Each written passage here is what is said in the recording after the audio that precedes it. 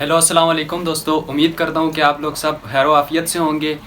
आप सबसे पहले तो माजरत के मैं वीडियो पोस्ट नहीं कर सका, उसकी कुछ वजूहत थी जिस वजह से मैं वीडियो पोस्ट नहीं कर सका, क्योंकि मैंने बहुत ट्राई किया आगे जाने की, तुर्की से निकलने की, जिस वजह से मुझे तुर्किश पुलिस ने पकड़ लिया था। मैं कैंप भी काट के आया हूँ। तो इंशाल्लाह इस वीडियो में मैं आपको बताऊंगा कि तुर्की के हालात कैसे हैं इस टाइम, क्या सिस्टम चल रहा है, काम की क्या सिचुएशन है इस टाइम, आपको तुर्की आना चाहिए नहीं आना चाहिए, और तुर्की का डिपोर्ट है या नहीं है, पाकिस्तानियों को डिपोर्ट कर रहे हैं या नहीं, ये सब बातें करेंगे। और आज हमारे साथ मौजूद हैं फरमान भाई। सलाम करें फरमान भाई। अस्सलाम वालेकुम। तो ये हमारे साथ फरमान भाई हैं, तो इंशाल्लाह ये भी आज आपको बताएंगे कि इन्हें भी काफ़ी टाइम हो गया तुर्की में। ये आपको बताएंगे कि क्या तुर्की का काम कैसे चल रहा है, मतलब सैलरी वगैरह कितनी है, और ये भी आपको कुछ बातें बताएंगे क्योंकि इन्हें काफ़ी टाइम हो गया तुर्की में। मैं भी तो अभी आया हूँ, मेरा भी साल होने वाला है तकरीबन, मुझे भी टाइम हो गया, बट ये मुझसे ज़्यादा पुराने हैं। इंशाल्लाह ये भी आपको बताएंगे। तो चले शुरू करते हैं वीडियो। अच्छा, तो फरमान भाई आपसे कुछ सवालात हम पूछेंगे। मुझे बहुत सारे मेरे दोस्तों ने कमेंट भी किए हैं और इंस्टा पे भी मैसेज किए हैं। अक्सर मैं उन्हें बोलता हूँ कि आप मुझे इंस्टा पे मैसेज करके आप पूछ सकते हैं, मैं सबके जवाब भी देता हूँ।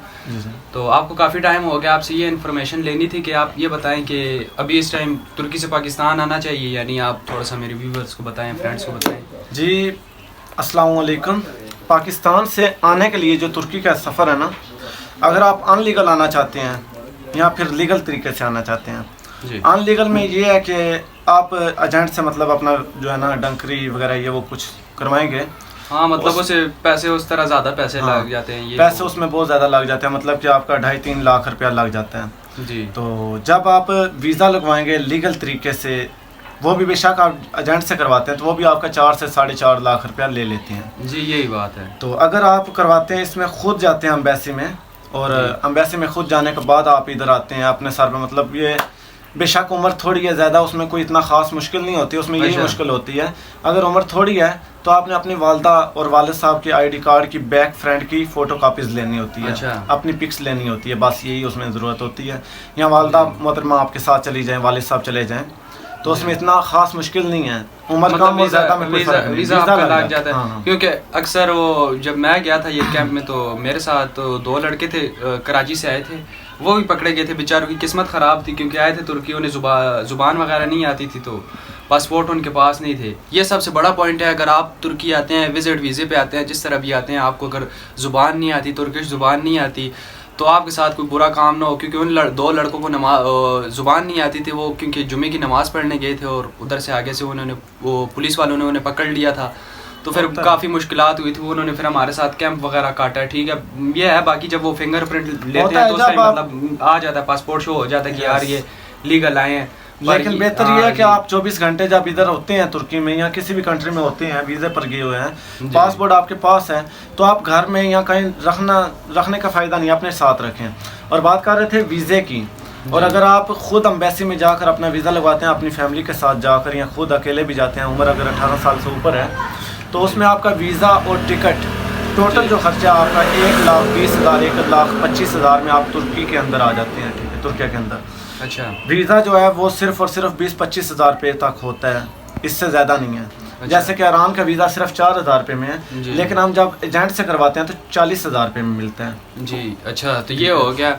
तो उसके बाद अब आप मुझे ये बताइए, तुर्की में जो हालात चल रहे हैं, आपको पता है, अब जो हमारे साथ कई हमारे लड़के थे, जो दोस्त थे हमारे साथ, इधर बैठते हैं शाम को बैठते हैं और सुबह देखते हैं कि यार कॉल आती है कि अगले पकड़े गए। आप उस बारे में क्या बताना चाहेंगे कि यार ये जो नए लड़के आ रहे हैं वो पूछ रहे हैं यार कि भाई आप हमें बताएं कि पाकिस्तान डिपोर्ट कर रहे हैं, या अफ़गानिस्तान के कई लड़के हैं वो पूछ रहे हैं, ठीक है, आगे के मतलब ये आप मुझे बताएं डिपोर्ट वगैरह का क्या चक्कर है, ये क्यों डिपोर्ट कर रहे हैं, और डिपोर्ट करते हैं नहीं करते, छोड़ देते हैं, ये क्या चक्कर है? ये नहीं, इसमें यह है कि मेरे खुद के दोस्त, जो अभी आपको पता है पिछले मंथ में अली शाह मेरा दोस्त है, भाई वो अली शाह भी पकड़ा गया, मेरे साथ रहता था। और उसके बाद एक बिलाल नाम का लड़का है, सरगोदे से रशिया, वो इधर ही रहता था, वो पकड़ा गया है। कम से कम 10-15 लड़के ऐसे मेरे पकड़े गए इस 2 मंथ के बीच में। मेरे दोस्त जिन्हें सही जानते हैं ये, तो आपके हो गए, जिन्हें आप जानते हैं, और इसके अलावा भी कई पकड़े होंगे। ये 2 मंथ की बात है।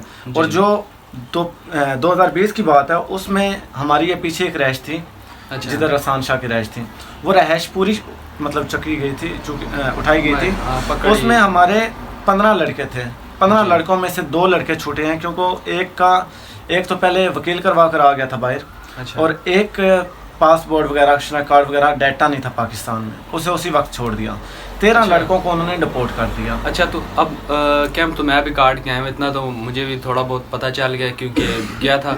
अक्सर कैंप में ये चक्कर होता है, अगर आपकी उम्र थोड़ी है, मैं जब इधर तुर्की में आया हूँ मेरी एज थी 17 साल थी, मैंने आईडी कार्ड वगैरह नहीं बनाया, अभी तो माशाल्लाह 18 हो गई है, ठीक है, ज़्यादा हो गया है। तो जब मैं आया था मेरा आईडी कार्ड वगैरह नहीं था, ठीक है। अब इधर जब उन्होंने मेरे फिंगरप्रिंट वगैरह लिए हैं तो मेरा तो आईडी कार्ड नहीं बना था, जिस वजह से मेरा मतलब कोई आईडी कार्ड पीछे मतलब मेरा डेटा नहीं शो हुआ, ठीक है। तो इस वजह से उन्होंने मुझे डिपोर्ट नहीं किया, सर्विस हो जाती है। और बाकी जो रह गए मतलब जिनके आईडी कार्ड वगैरह बने होते हैं उन्हें अक्सर वो डिपोर्ट कर देते हैं, क्योंकि जब उनके फिंगर वगैरह लेते हैं तो वो कहते हैं यार कि उनका डेटा जब आ जाए तो वो फिर उन्हें डिपोर्ट कर देते हैं। और रह गई अफगानिस्तान की बात, तो अफगानिस्तान का इस टाइम तो फुल डिपोर्ट है, उनके अगर फिंगर शो होते हैं नहीं होते शो, उन्हें वो डिपोर्ट कर रहे हैं, क्योंकि इन्होंने एक पॉलिसी बनाई है, कहते हैं कि यार 2023 से पहले ये जो है ये सारे मतलब जितने भी अनलीगल रिफ्यूजीज को सबको बाहर निकालना है। तो ये तो हो गया, मतलब डिपोर्ट तो इधर पक्का है। अब डिपोर्ट पक्का है। जो आप कह रहे हैं ना अफगानिस्तान और पाकिस्तान में जो फ़र्क है, फ़र्क कुछ भी नहीं है। मेरा दोस्त मैंने बोला शर्जील नाम का लड़का है, मलकवाल का ज़िला मंडी बहाउद्दीन का रहायशी है। अच्छा। वो भी पकड़ा गया है। वो पकड़ा गया था आज से 6 मंथ पहले। अच्छा। लेकिन उसके साथ क्या हुआ है कि पहले भी एक बार वो पकड़ा गया, उसे कैसरिया कैंप लेकर गए थे, वहाँ से उसे सर्विस मिल गई थी, उसका भी पाकिस्तान कोई डाटा नहीं है जी, आईडी कार्ड वगैरह कुछ भी नहीं बना हुआ। लेकिन अच्छा। मसला ये है कि अभी जब पकड़ रहे हैं ना तो उसमें वो डिपोर्ट कर रहे हैं। वो कैसे डिपोर्ट कर रहे हैं कि पहले वो रखते हैं कैंप के बीच में 3-4 महीने, वो पूछते नहीं जिसका डाटा नहीं है। अच्छा। उसे जब पूछते नहीं तो वो फिर मजबूर हो जाता है उनको कहने के लिए मुझे क्या करना है, मैं इधर नहीं रह सकता। हाँ, फिर वो कहते हैं बहुत मुश्किल होती है। फिर उसमें वो वालिद वालदा का आईडी कार्ड नंबर उस पर डिपोर्ट कर सकते हैं, अगर उनका नहीं है बहन भाई के, या फिर आपके अपने बेफाम पे भी डिपोर्ट कर रहे हैं। अच्छा, ठीक है, बेफाम नंबर है आपके पास तो उस पर भी आपको कर रहे हैं डिपोर्ट। क्योंकि जो हमारा नादरा है, जब हम अपना जो है ना बेफाम नंबर लिखते हैं ना तो हमारा पूरा बायोडेटा आ जाता है, हमारे पूरे फैमिली का बायोडेटा आ जाता है। तो डिपोर्ट करना इनके लिए अभी 100% है अनलीगल इंसान। तो अक्सर मतलब ये मेरे दोस्त हैं जो पूछते हैं कि यार तुर्की में काम कैसा है। तुर्की में अक्सर लोगों के माइंड एक बना हुआ क्वेश्चन होता है कि यार तुर्की जाएंगे, तुर्की में काम नहीं मिलता, क्योंकि अक्सर उन्हें दोस्त कहते हैं यार कि तुम जाओगे तुम इनलीगल होगे, तुम्हें काम नहीं मिलेगा, तो मतलब जगह तुम्हें नहीं मिलेगी, तुम वो घर से पैसे मंगवा के खाओगे। आप उस बारे में थोड़ा सा बताएं कि क्या चक्कर है इस बारे में? ऐसा कुछ भी नहीं है। मतलब मसला ये है इधर कि देखो कि जो उधर से बात करते हैं उनको इधर का नहीं पता। अगर मैं इधर हूँ तो जब कोई भी दोस्त पीछे से आ रहा है, कोई भी लड़का पीछे से आ रहा है, तो उसे इधर आने का किसी ने मशवरा दिया है। ठीक है, जिसने मशवरा दिया है, अगर मैं चाहे मैं हूँ आप हैं, क्या वो आएगा तो आप उसे भूखा रहने देंगे? नहीं, ये नहीं रहने देंगे। रैश अपनी रखेंगे, मतलब उसे रोड के ऊपर सुलाने नहीं देंगे, रैश भी देंगे, भूखा भी नहीं छोड़ेंगे। ये 2 चीज़ें तो क्लियर हो गई। काम की बात है तो काम ये खुद ढूंढते हैं आदमी, काम की इधर प्रॉब्लम नहीं है, काम बहुत ज़्यादा है। हाँ, जिस फैक्ट्री में चले जाएं, जिस फैक्ट्री में चले जाएं, जिस जगह पे चले जाएं, तो वहाँ पर काम की ज़रूरत होती है। एक में नहीं तो दूसरी में लाजमी है। नहीं तो वो कह देते हैं कि इस पहली तारीख को, इस 1 तारीख को आ जाएं, 25 तारीख को आ जाएं। हाँ, वो मतलब बता देते हैं कि यार 1 हफ्ते बाद आ जाना। काम इधर मतलब तुर्की में मुझे भी काफ़ी टाइम हो गया, मैं ऐसा एक दिन भी नहीं रहा जिस दिन मैंने देखा हो या मैं किसी फैक्ट्री गया हूँ यार कि मुझे काम की ज़रूरत है, या मैं घर वैसे बैठा रहा हूँ। तुर्की में काम बहुत ज़्यादा है, काम की प्रॉब्लम नहीं है, काम की प्रॉब्लम नहीं है। बस मसला ये है कि इधर अभी इस 2022 के बीच में जो महंगाई हुई है, महंगाई तो खैर पूरी दुनिया में हुई है, पाकिस्तान में भी लेकिन तुर्की का इस वक्त पहला नंबर जा रहा है, क्योंकि पूरी दुनिया में पहले एक बार महंगाई आई है, फिर दूसरी बार आई है, लेकिन तुर्की के बीच में 3 बार महंगाई आई है।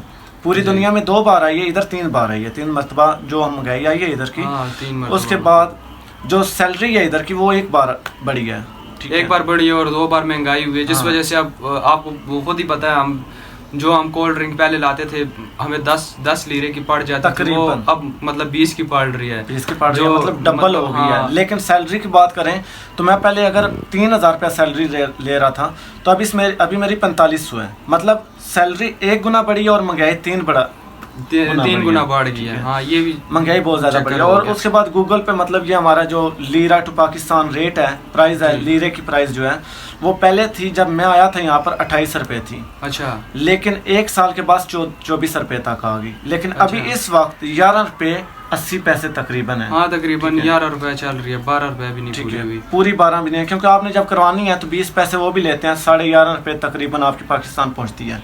1000 लीरा अगर आप बचा लेते हैं, क्योंकि इधर की महंगाई के निज़ाम में, पहले मैं जब यहाँ पर आया था 2019 के बीच में मैं आया था, तो इधर आकर काम लगा था, तो उस वक्त मेरी तनख्वाह थी तकरीबन 1600 रुपये। अच्छा 1600 रुपये तनख्वाह थी मेरी। आस्ता आस्ता काम करते करते मुझे इतना मजबूर हो गया, काम मैंने सारा सीख लिया था। जब काम सीखते हैं तनख्वाह का इल्ज़ाम देते हैं, मतलब बढ़ाते हैं। हाँ जब आप काम सीख जाते हैं, क्योंकि नए आते हैं, आपको जुबान नहीं आती, काम नहीं आता, वो फिर आहिस्ता आहिस्ता लेकिन वो जो मालिक था ना हमारा, जो फैक्ट्री का मालिक था जी, लेकिन वो जो तनख्वाह नहीं बढ़ा रहा था। अच्छा नहीं बढ़ा रहा 6 मंथ मैंने वहाँ पर काम किया, तो फिर मैंने काम वहाँ से छोड़ दिया, ठीक है, क्योंकि तनख्वाह नहीं बढ़ा रहा था। उसके बिल्कुल साथ सेम काम था, मिठाई वाला, मतलब मैं काम करता हूँ इधर, वो लुकम होता है जैसे चीली मिली पाकिस्तान होती है, अच्छा इसी तरह उस तरह का लुकम होता है, तो वहाँ पर काम करता था, करता हूँ, अभी भी करता हूँ। तो मैंने फैक्ट्री सिर्फ चेंज की है, तो वहाँ पर मेरी स्टार्टिंग 2300 रुपये तनख्वाह लगी है। तो उन्होंने बोला कि तुझे सारा काम आता है। हाँ ये तो नहीं, ये बात भी बहुत अच्छा पॉइंट है आपका। अगर आपको कोई काम आता है, अगर आप पाकिस्तान में मशीन वगैरह आप चला लेते हैं, सिलाई मशीन होगी, आगे पीछे हो गया, तो जब आप इधर तुर्की आते हैं वो आपको बहुत आसानी होती है, क्योंकि आपको इधर मशीनों का काम बहुत ज़्यादा है। आपकी सैलरी अगर आपको ज़ुबान आती है नहीं आती वो मायने नहीं रखता। अगर आपको काम आता है, कोई भी काम आप जानते हैं पाकिस्तान में, इधर आप तुर्की में आते हैं, आप कोशिश करें उसी काम में आप अप्लाई करें, क्योंकि आप उस काम में जाएंगे, आपको आपकी सैलरी आपको अच्छी मिलेगी, सारा सिस्टम आपका अच्छा होगा। बाकी जो भाई मेरे हैं तो पाकिस्तान में, आप मुझे अक्सर इंस्टा पे करते रहते हैं, मैसेज करते हैं कि भाई आप मुझे बताएं कि मैं इनलीगल आना चाहता हूँ तुर्की, तो मैं क्या करूँ। मैं अक्सर भाइयों को यही रिक्वेस्ट ही करता हूँ कि भाई आप मतलब तुर्की ना ही आए, अच्छी बात है। अक्सर लोग कहते हैं कि यार आप लोग खुद चले गए तुर्की और दूसरों को मना करते हो कि यार तुर्की ना हो। क्यों भाई, हम जब आए हैं हमने देखा, अब हम तुर्की में रह रहे हैं, हमें पता है कि क्या सिस्टम है। ये इस टाइम 1% आदमी भी नहीं आ रहा पाकिस्तान से, बिल्कुल गेम आ ही नहीं रही, तुर्की पहुंच ही नहीं रही गेम। सेम बात उमर भाई जो आप कह रहे हैं कि लोग आपको कहते हैं कि आप खुद चले गए हैं, हमें नहीं आने दे रहे, सेम बात मैंने अपने दोस्त के साथ की थी। अच्छा। मैं जब पाकिस्तान में था ना, तो मेरे दोस्त ने जब मुझे कहा कि तुम यूरोप कंट्री में जाओ, इधर तुम बहुत ज़्यादा काम करते। मैं पाकिस्तान तकरीबन मैं 7 साल का था तो मैंने काम करना शुरू कर दिया जी, ठीक है। 2017-2018 तक मैंने काम किया है, तो मतलब कि मैंने 10-11 साल पाकिस्तान में काम किया है।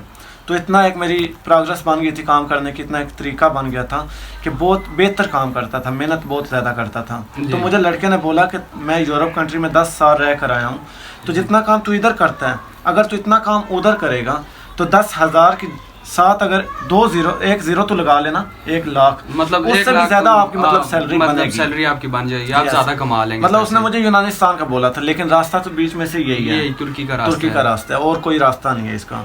तो मैंने कहा ठीक है, अगर मैं 10 इधर कमा रहा हूँ तो महीना लगेगा जाने के लिए, 2 महीने लग जाएंगे, यहाँ पैसे जो लगेंगे 10-12 लाख या 7 लाख 5 लाख तो लगा लेता हूँ। जाने के बाद 1-1.5 लाख रुपया मैं बचा कर पाकिस्तान भेज सकता हूँ, तो साल के अंदर क्लियर हो जाएगा। लेकिन मसला क्या बनता है, जब इधर आ जाते हैं तो आगे जाने के लिए हमें बहुत ज़्यादा मुश्किल बनती है। हाँ ये चक्कर है। मैं आपसे अगला सवाल यही पूछने वाला था कि मतलब पाकिस्तान का तो वो हो गया सिस्टम, अब मैं बता रहा हूँ कि नहीं है, मतलब गेम एक भी नहीं आ रही, पाकिस्तान से कोई आदमी नहीं पहुँच रहा तुर्की तक, बेशक। और रह गया जो तुर्की है, तुर्की से इंसान आगे भी नहीं निकल सकता। मैंने खुद 3-4 गेमें लगाई हैं, मार भी खाई है, बहुत मुश्किलात का सामना भी किया है, ठीक है। आप 2-3 गेमें कह रहे हैं, मेरा भी पैर है, मतलब मैं 10 दिन पहले गया हूँ जी, बिल्कुल, पाँव के नीचे छाले बने हुए चल के गया हूँ जी, ठीक है। तो 2019 में भी मैं गया था, उस वक्त की भी मेरी वीडियो है, वो अगर आप चाहें तो मैं जी वो इंशाल्लाह नेक्स्ट पार्ट उसके बीच में जो है ना, उसके बीच में हम पूरा सफर आपको बताएंगे जी आपके फिर वो पाकिस्तान से लेकर यूनानिस्तान के लिए जितना मैं अभी चला हूँ अभी तक, जितनी मैंने मतलब कोशिश की है कामयाब होने के लिए। लेकिन देखें कि ये कामयाबी जो है ना अल्लाह पाक की तरफ से होती है। इंसान जितनी भी कोशिश करे, हमारे हाथ में सिर्फ और सिर्फ कोशिश है। ये नहीं कि हम एक कमरे में बैठ जाएं तो जो हमारे मुकद्दर हैं वो हमें मिलेंगे। कोशिश करना हमारा फ़र्ज़ है, आगे जो हमारे मुकद्दर हैं वो बाद में हमें मिलेंगे, ठीक है। अल्लाह पाक ने देखें कि कहते हैं हाथ की लकीरों के बीच में जो है ना किस्मत होती है जी, तो देखें कि अल्लाह पाक ने हाथ की लकीरों के आगे उंगलियां बनाई हैं कि आप मेहनत करोगे तो आपको किस्मत मिलेगी जी, यही बात है।